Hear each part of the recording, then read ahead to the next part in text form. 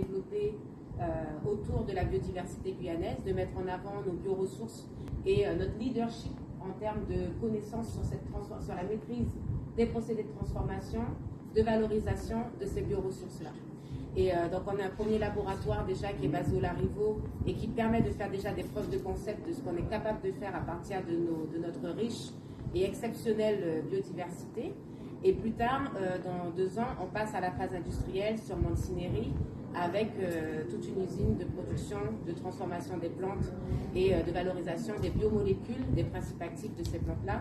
qui peuvent servir de solutions vertes à diverses industries dans le monde entier. Donc lorsqu'on parle de coopération internationale, effectivement, on est un fonds aussi qui permettra de lier le lycée agricole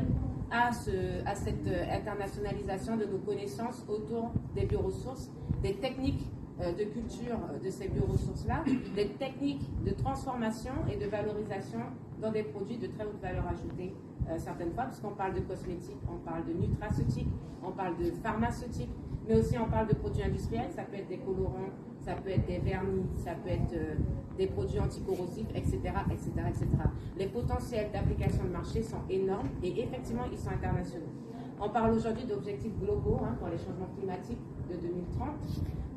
Ces industries chimiques ont des impératifs à trouver des solutions vertes,